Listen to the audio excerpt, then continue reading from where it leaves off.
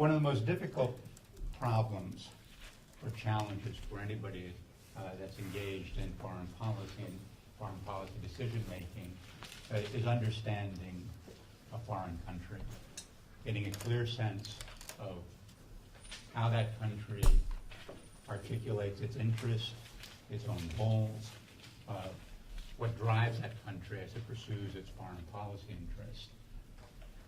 It's also extremely difficult to understand how the domestic politics impacts on the foreign policy decision-makings. And this is particularly difficult when you're dealing with such a complex country as Russia, a large country, tremendous territory, multinational, multi-confessional.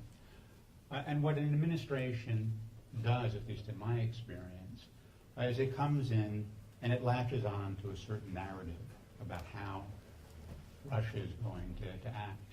And it builds its foreign policy around that narrative. And it pursues that foreign policy with tremendous consistency over the years as the senior members of the administration become invested in that foreign policy. And even if there are little zigs and zags along the way, it's very rare for an administration to make a significant, as we say, midstream correction in policy, in part because you're invested in that policy, and there's always this hope that if we just wait another 6 months or another year, things will turn out the way that we had anticipated, and everything will be fine. And it's quite clear that it's only a tremendous shock to the system that leads to a radical change in perspective and a recalibration of the narrative.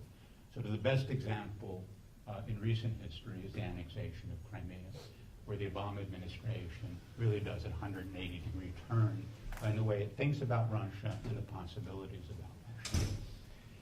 Now, it's also clear that throughout history, the United States, its government, its people have been fascinated by Russia. If you look at the period from the American War of Independence through the Civil War, the United States and Russia were, as what one historian of the relationship called it, distant friends. The American public, the American government was aware of the vast difference between a Republican United States and an autocratic Russia.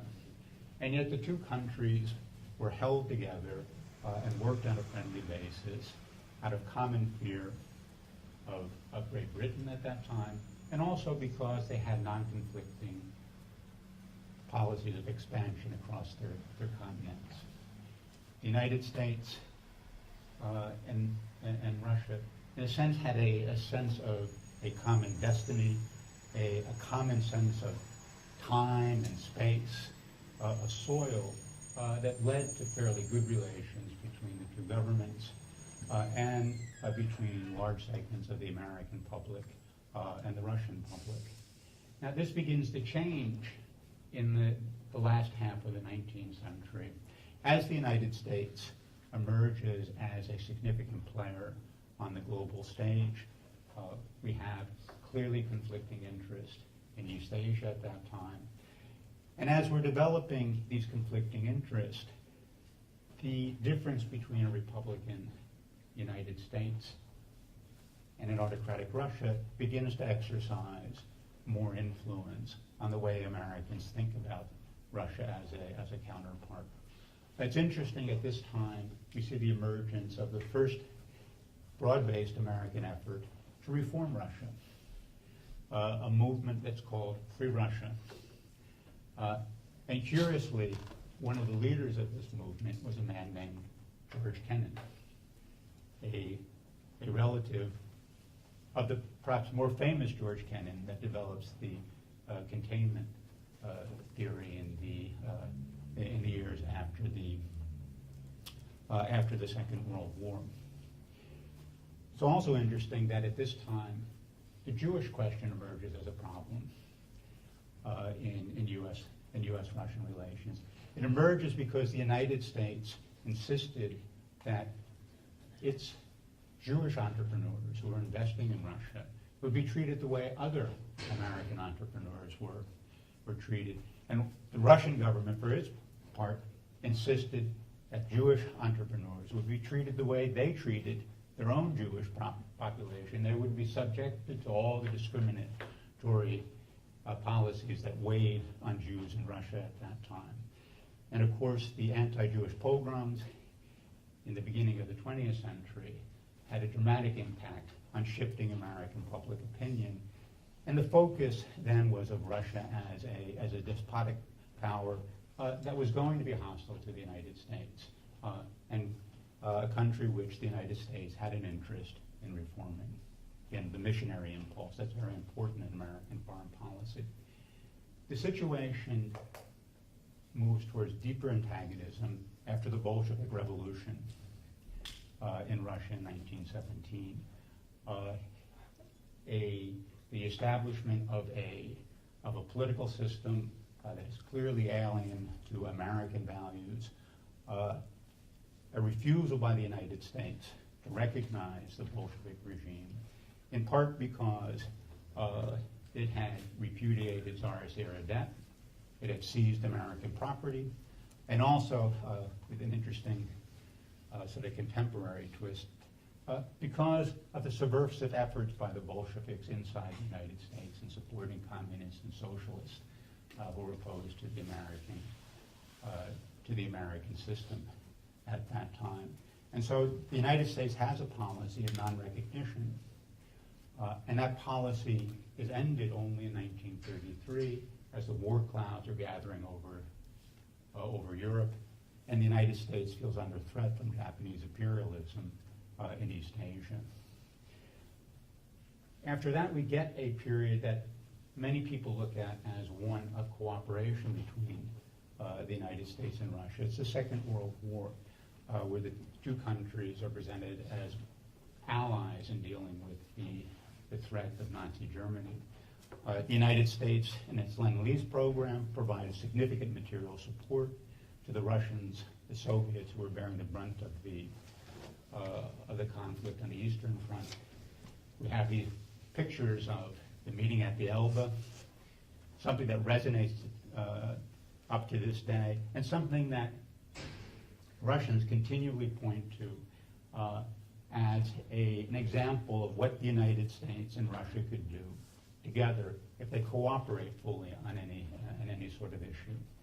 But I think if you look more closely at the World War II experience, you will see that this cooperation was laced with deep suspicion. The United States and Russia fought more in parallel than they did in common. The Russians on the Eastern Front, the Americans on the Western Front. The settlement itself that is reached at Yalta and Potsdam in 1945 actually divides the continent into two warring blocs and lays the foundation for the Cold War. As I mentioned yesterday, in 1983, President Reagan called Russia, or the Soviet Union, an evil empire, the focus of evil in the modern world, he says, and therefore the United States has an obligation to win the Cold War. So if you look at the history of U.S.-Russian relations that span of 125 years between the end of the Civil War and the end of the Cold War, I think the dominant image of Russia is that it is, if not a hostile power, certainly an unfriendly power. It's a country that is based on alien values, and that the appropriate approach for the United States is one of two. Either you try to resist and isolate Russia, or you try to reform Russia. And of course, you can do both of those at the same time. Now, if you look at the post-Cold War period, I think you can make an argument that little has really changed in American attitudes. We have, I would argue, three dominant narratives over this period, some overlap, but some of them following in succession. Joshua? I was just curious. You have I think I have a really strong understanding of the framework that you speak about in terms of that largely your over is that Russia is an important partner on the global stage and should be accommodated.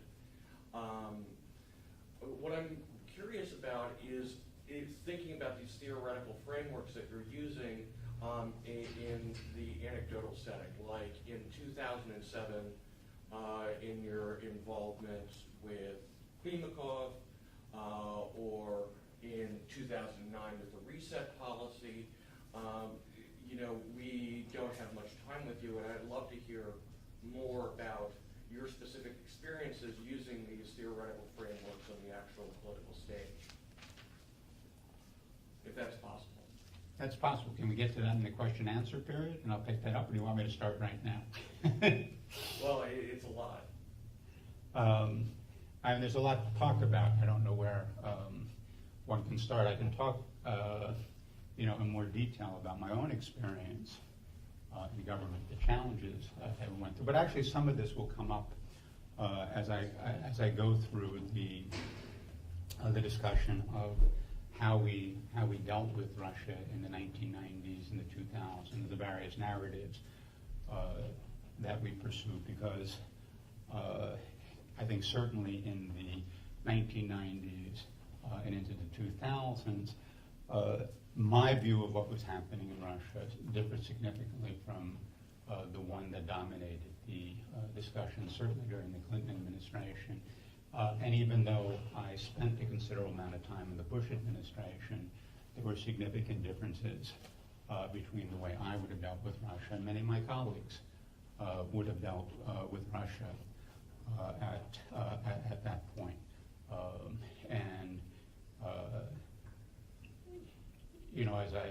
As I've told people, I think one of my significant accomplishments when I was in the Bush administration was preventing things from being worse than they actually were, which is not a sort of great rallying point for my point of view. But many times when you find yourself in government, preventing worse things from happening is the best that you can do given the circumstances in which you're operating. So what I wanted to talk about initially was, I think, this first dominant narrative that comes after the breakup of the Soviet Union. And this is the idea that Russia has to be in transition away from totalitarianism to a democratic, free market style of government.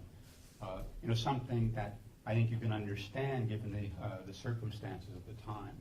The Cold War itself was this epochal struggle between two conflicting visions of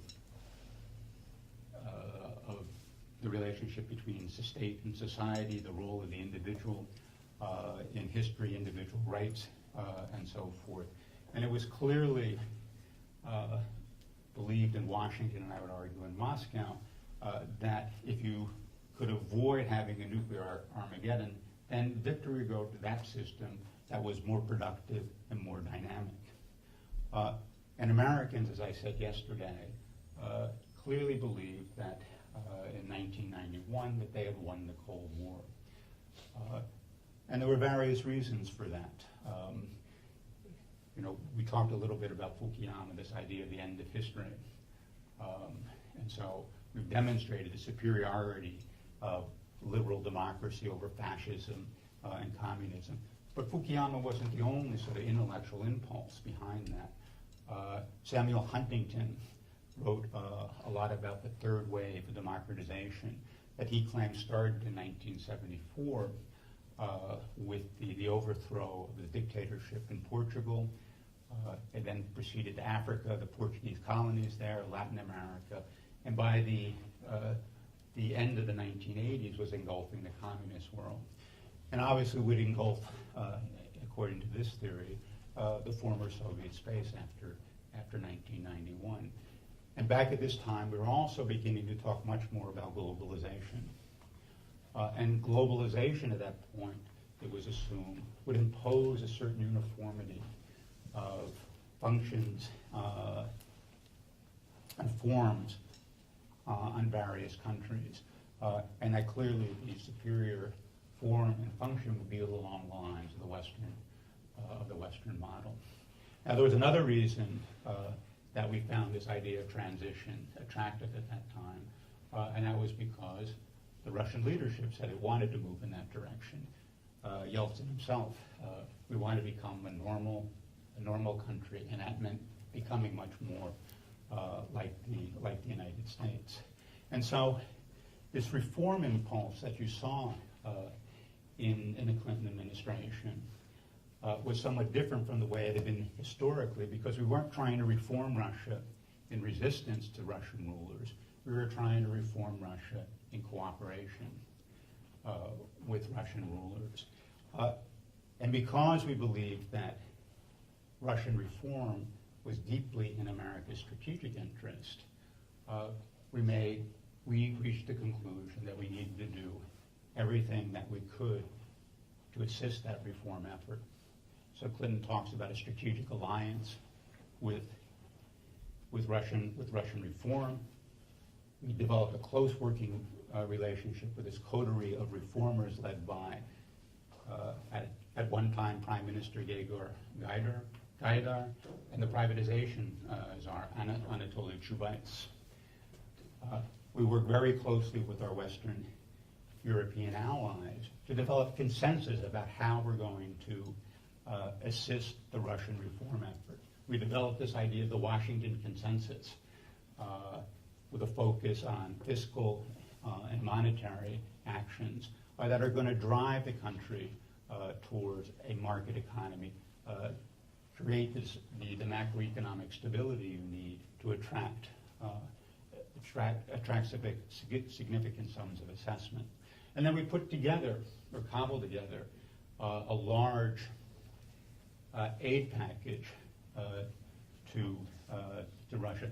Not as large as the Russians wanted, because they were expecting a Marshall Plan, but under the circumstances, both domestic in the United States and in Europe, a significant package of about $40 billion that included debt relief, loans from international financial organizations, and bilateral assistance from various Western states. We created a sprawling bureaucracy in the United States, led by the U.S. Agency for International Development, that began to shift its activities towards Russia and Russian reform. And we created within the bureaucracy competition for a spot in this reform effort. That's where the money was bureaucratically. And bureaucracies were very aggressive in trying to get sums of money to put up their own reform efforts. And because they lacked the internal expertise to conduct these programs, they farmed this out to various private organizations, the so-called Beltway bandits, and in this way created a tremendous constituency for the continuation of this narrative of Russia is reforming, moving towards a democratic free market system. You get tremendous support elsewhere in society.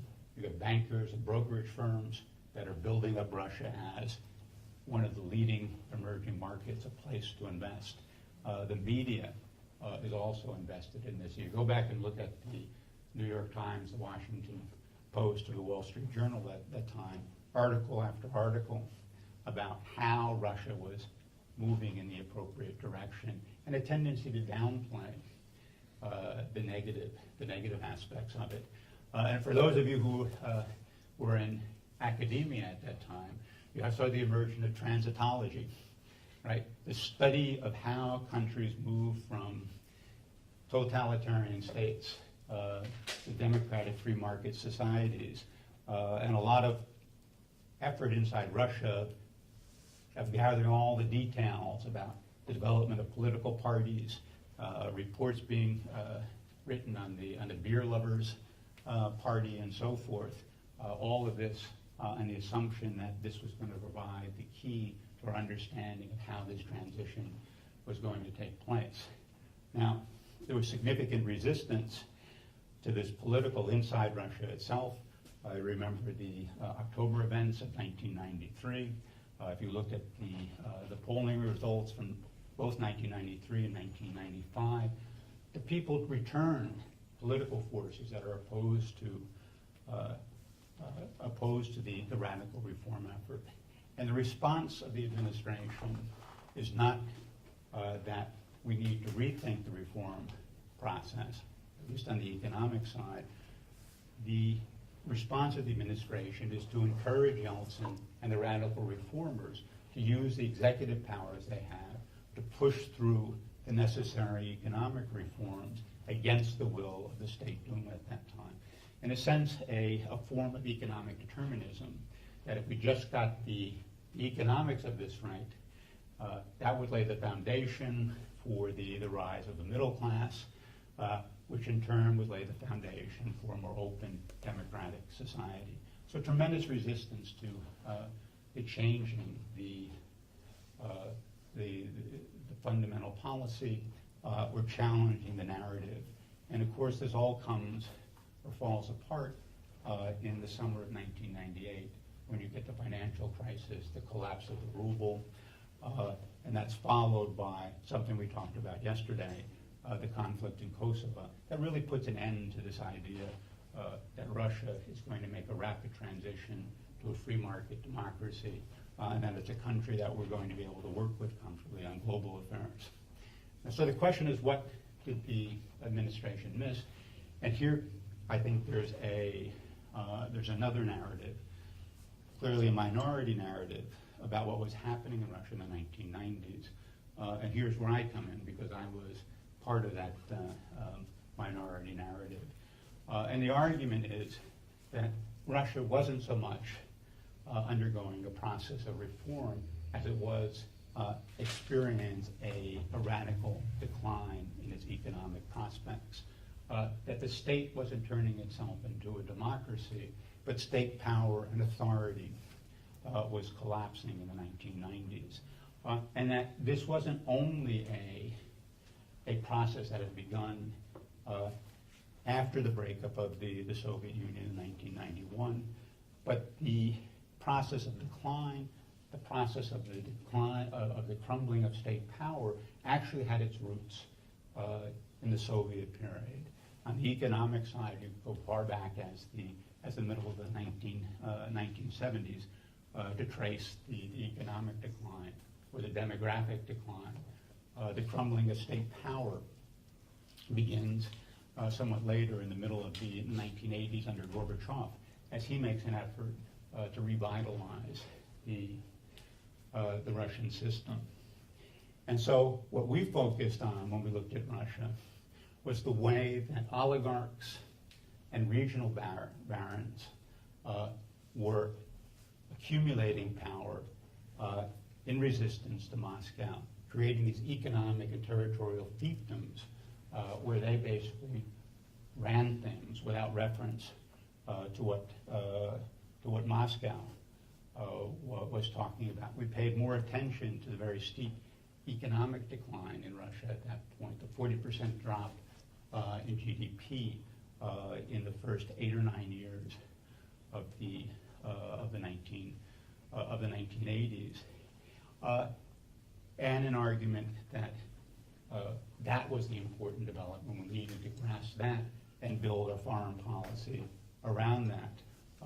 And it would have led to a different approach on the reform side, perhaps a slower approach, but again, more, I think, aware of sort of the lack of ability in Russian society at that point to form the type of democratic society, free market economy that the administration was hoping for. Now, in a strange way, this narrative becomes, in some ways, the dominant narrative of the Bush administration when they enter office in 2001. And the argument is that Russia is a weak power. It has authoritarian tendencies. And the United States is in a position to manipulate Russia for its advantage as long as it pays sufficient deference to Russian pride.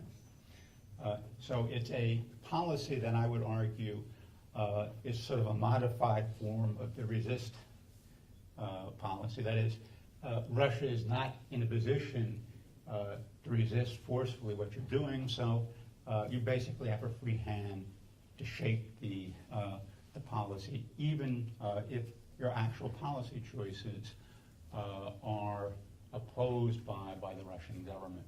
So if you look at the initial things that the administration did, the first was to sort of reach out and play to Russian pride. So we signed a joint declaration in 2002 at the summit in St. Petersburg, and that joint declaration lays out a framework for strategic partnership. We lay out what we're going to do on foreign policy and dealing with the regional conflicts, particularly in the Caucasus, Central Asia, to a lesser extent in the Middle East. We have a series of economic programs that we're going to work on. Again, in cooperation, this isn't assistance anymore, it's cooperation. A lot of this centered on energy security, playing to the sense that Russia really had a tremendous energy resources that it could bring onto global markets and play a positive role in managing the global energy markets. A lot on people-to-people exchanges, and then of course an element that is focused on maintaining strategic stability, an area in which the Russians, because of their large nuclear arsenal, still in fact played, and rightfully, a significant role in international affairs. After that, we set up the NATO-Russia Council, which is to bring Russia as an equal into discussions with NATO members, and again, over a fairly limited set of issues in the beginning, in a sense to test drive this new forum, but with the idea that it was infinitely expandable over time if we could demonstrate, both the NATO members and Russia, that we would operate in this forum in good faith. And then I guess the final part of this puzzle is that President Bush himself maintains very frequent contact with Putin. So anytime the two presidents are in the same city, they have a meeting. There are phone calls on a regular basis. If I remember correctly, in sort of 2002, 2003, in the run-up to the Iraq War, there were roughly 18 phone calls a year between the two presidents. So again, sending the signal that Russia is an important power. We consult with Russia. We want to build this. We want to build this partnership. Now, if you actually look at what the United States did in many of these things, while we're talking of partnership, we're also doing things that the Russians strenuously object to. The first, at the top of the list, is the Abm Treaty. So the United States withdraws from the Abm Treaty in the spring of 2002. What we tell the Russians at this point is that this is no longer a cornerstone of strategic stability. We're moving into a new era in the strategic equation. But what we also say is that we're willing to cooperate with the Russians in building an anti-ballistic missile system, missile defense system. Now the question was, how are you going to cooperate with the Russians? My position certainly was that we should find a way to cooperate. And I think if you look at this from two different viewpoints, you can come up with two different answers. You look at this strictly at the technical level. The technicians will tell you, we don't need the Russians, right? We can do this more easily by ourselves. Why complicate the matter by bringing the Russians in. But if you look at this political level and say that this is important for American foreign policy interest, then the technicians will find out a way of getting it done. So you need to send the right and appropriate political signals to the technicians on how you wanted to deal with missile defense. My own sense was the president was sort of there, but he wasn't engaged sufficiently to discipline the bureaucracy to move in that direction. And so I had tremendous struggles inside the bureaucracy with people who wanted to pursue cooperation or didn't want to pursue cooperation, but were prepared to go through the motions of pretending that they were. So I think a classic case of sort of how this was abused and ultimately led to the collapse of any effort to cooperate was a suggestion that we made to the Russian government, I think 2002, 2003, and the one along these lines. We constantly told the Russians that our anti-ballistic or missile defense system wasn't directed against them. We were worried about smaller powers, Iran, North Korea. We couldn't talk about it publicly, but we're also worried about Pakistan, some other countries in the Middle East that were partners of the United States at that time. So we focused on North Korea and Iran, two countries that were clearly, we had hostile relations with. And we told the Russians it was directed against them. It wasn't directed against the Russians. But with regard to North Korea, we knew that the North Koreans were building their ballistic missile systems based on Soviet models. So we said to the Russians, we have a great idea. Why don't we work together and in this way, you will launch some of your Soviet-era ballistic missiles from your territory, and we'll try shooting them down to see how they would work against the North Korean variation. Well, the immediate signal you send is, well, right, is maybe this is not about North Korea. Maybe this has larger plans and greater ambitions. What do you think the Russian response was? That's not what you think it is. The Russian response was, great idea, as long as you share with us all the telemetry of how your system works. So as long as we understand how it works and how we might go about defeating it, we are more than happy to participate with you in this joint effort. In any event, it finally broke down into we're not going to do work jointly. The best we would do is that the United States was prepared to look at certain technologies that the Russians had and incorporate them into an American missile defense system, but without Russian political influence over how that system was used, without technological insight into how that system actually functioned. So an effort at cooperation that leads to a worsening of the relationship between the two countries.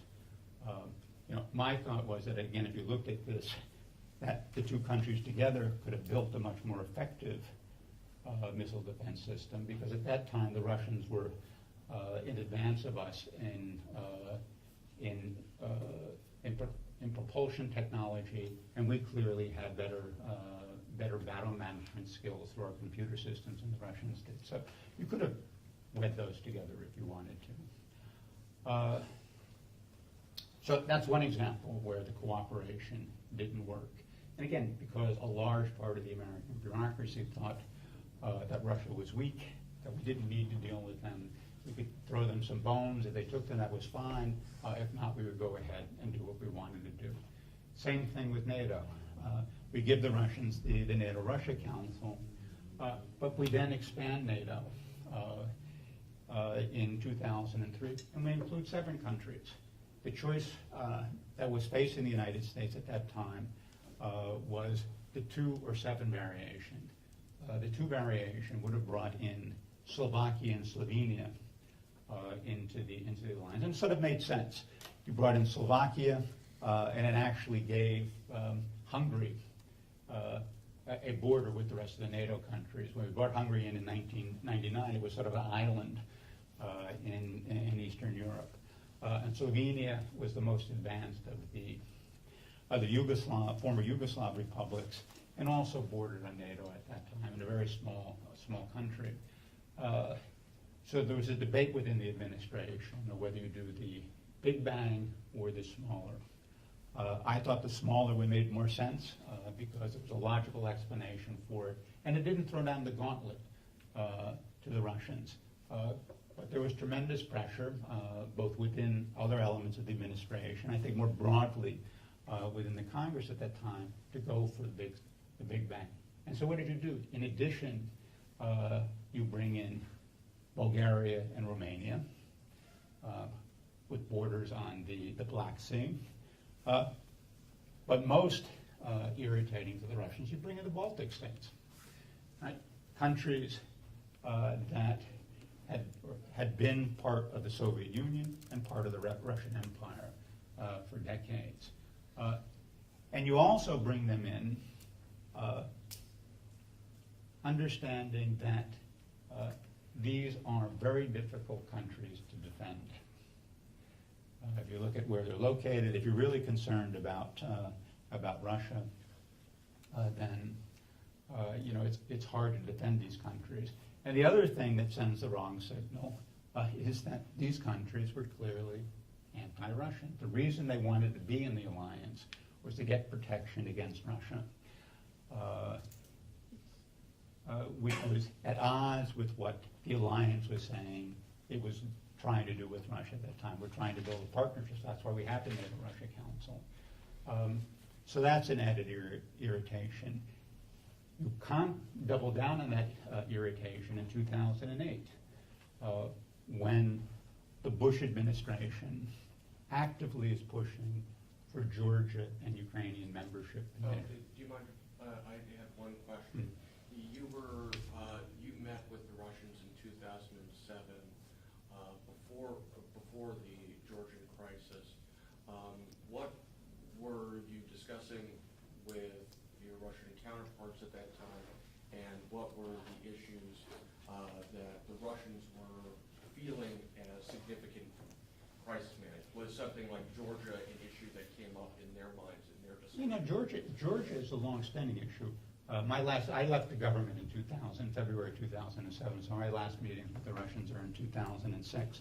But I'm talking about as a track two, the track 2. We didn't have a track 2 in 2000. We actually had for a number of years in the Bush administration, a very small Kremlin White House channel,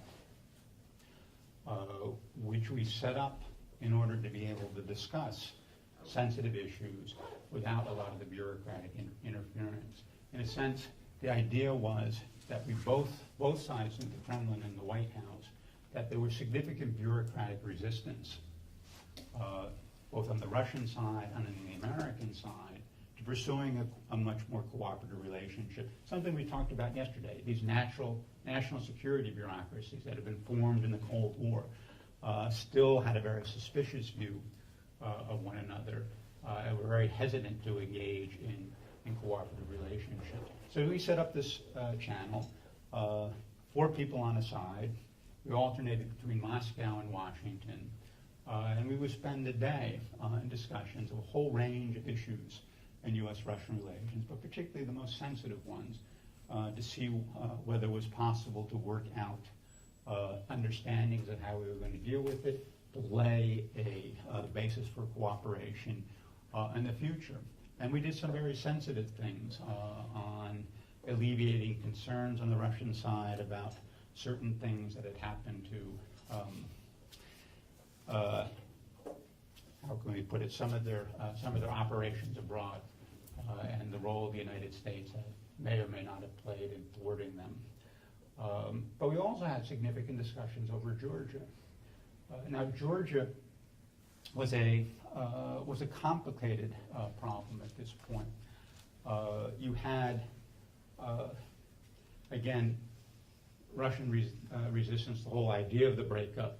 Georgia is sort of a strategic element for them. And so the engagement that they had had in South Ossetia and Abkhazia from the time the country broke up, supporting those separatist movements against Tbilisi at that point.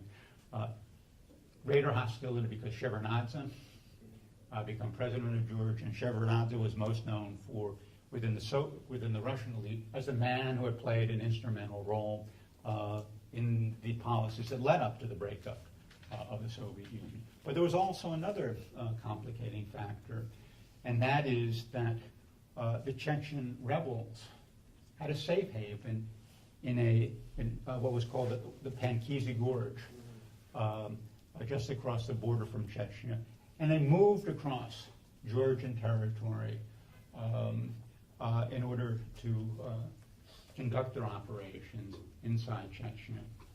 And so we had discussions about how you would eliminate this threat to Russia. Again, we're supposed to be partners in counterterrorism, right? So we can't allow Georgia to be a safe haven for people that the Russians considered terrorists. Now, there were two complicating factors here. One is that U.S. policy drew a distinction between Chechen terrorists and Chechen rebels that we argued had legitimate grievances against Moscow. Now, the Russians insisted they were all terrorists. What made this a complicated issue to discuss was, if you go back to the way George Bush had described our counterterrorist effort after 9/11, it was, you're either with us or you're against us. You can't sort of straddle the fence between terrorists who are attacking the United States and friendly countries. One of the reasons, or the primary reason, we went after the Taliban in Afghanistan was not because we considered the Taliban at that time terrorist forces.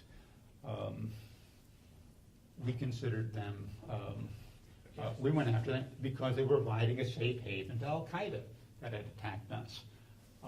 And this led to sort of a curious situation. One of the reasons that cooperation was fairly good between the United States and Russia in the initial phases of the Afghan campaign was that we were actually fighting not so much in common as in parallel. We were concerned about Al-Qaeda, first of all. That's the terrorist force that had attacked us. That is the group that we wanted to eliminate. The Russians were worried about the Taliban because in the 1990s, the Taliban had provided support to groups that were engaged in terrorist activities in Central Asia. There was a movement in Uzbekistan and Tajikistan. Go back and look at it. A number of terrorist attacks in the late 1990s in both those places. But also the Taliban were among the very few countries that actually recognized Chechnya, the Chechen rebels, as an independent state after their victory over Russia in the first Chechen War in the middle of the 1990s. So in any event, Pangizi Gorge, how are we going to, the other question here is how you're going to deal with the Chechens there. Now, the Russians wanted to provide assistance.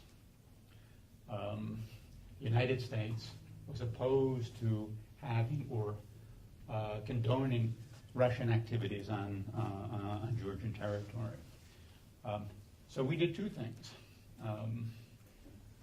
We offered to set up a trilateral discussion, Russian, Georgian, and Americans, to discuss a counter-terrorist strategy and how we were going to deal with the Pankizi Gorge. And we also initiated a program that we call Train and Equip. And that is, we were going to provide equipment and training to a small number of Georgian military forces, develop their capability so that they could run the operation in the Panghisi Gorge and seal it against Chechen rebels at that point. But we were also creating a Georgian military force that was more capable than normal Georgian forces and could be used for other purposes as well, like dealing with the separatists in South Ossetia, dealing with the separatists in Abkhazia. So they did in fact deal with the Panghisi Gorge, but they created another threat to Russian interest in Georgia. So another case of where the cooperation broke down. I would have been more forward-leaning in seeing if you could have done joint operations in some way in Georgia. Again, my sort of position at this point was that when Russia was weak, the United States was much superior to Russia at that point. And there's certain risks that we could take to see whether the Russians were prepared to reciprocate in an appropriate way, as a way of building a broader basis for a more cooperative relationship. So the idea is that you can invest $100,000, the chance of making 10 million. If it didn't turn out, you only lost $100,000. It'd be very easy for the United States to reverse policy and still maintain and advance its own interest in that part of the world. So in a sense, we never tested the Russians.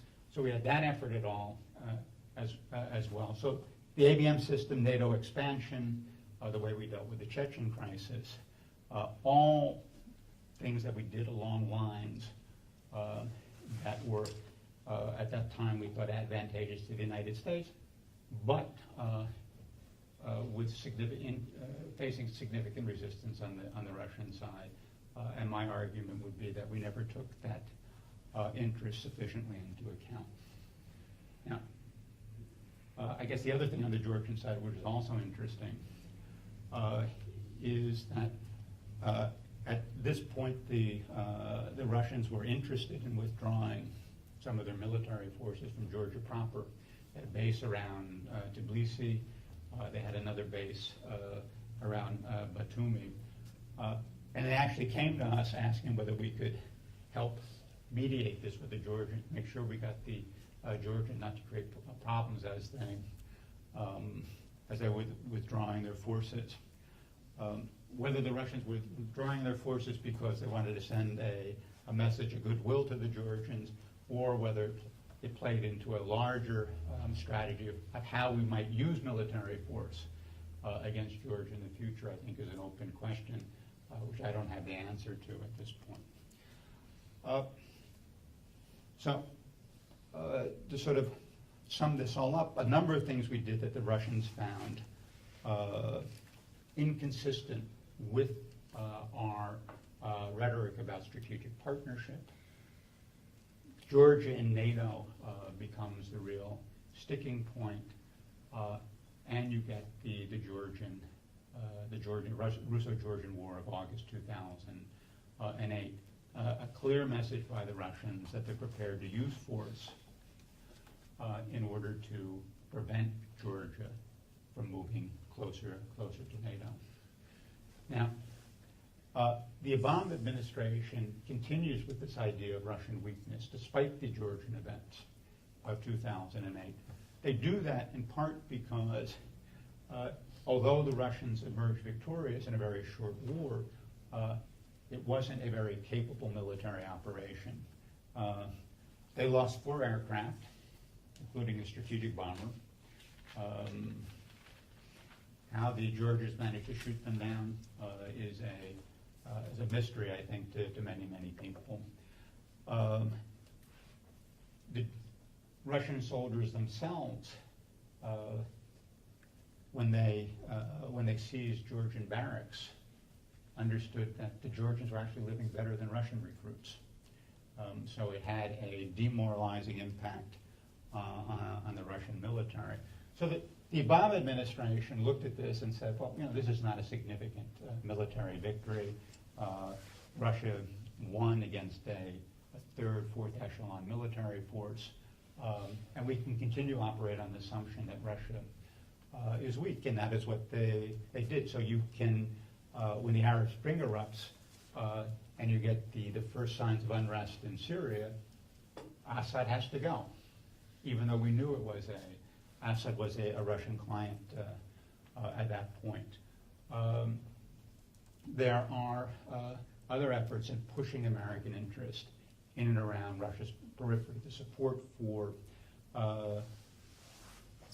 Ukraine in 2014, both before and after the ouster of Yanukovych at that point. What the Obama administration, I think, failed to realize is that the 2008 war had lent a tremendous impulse to the Russian government to modernize and make their military force much more proficient. So if you look at the way defense spending grew from 2008 onward, it's very, very rapid. A lot of money put into developing new generation military equipment, but also a reform of the military structure as well to create much more effective fighting forces, and the development of different strategies for how to deploy those forces in advance of Russian national interest. That's what Crimea is all about. I don't think the decision to seize Crimea had been taken years in advance. This is something the Russians were planning, but certainly they've done the contingency planning of how you would defend your assets in Crimea, the Black Sea Fleet in particular, and they executed that almost flawlessly in 2014. Same thing in 2015 with the intervention in Syria. Again, at a professional level, done with tremendous skill and with tremendous impact on what happened in Syria, but actually a fairly limited military commitment at that point. And so for both the Bush administration, Georgia 2008, the Obama administration, Crimea in 2014, and then Syria in 2015, you see this narrative of Russia as a weak power sort of dissolve in the practical world. And then the question is, how are we going to think about Russia going forward?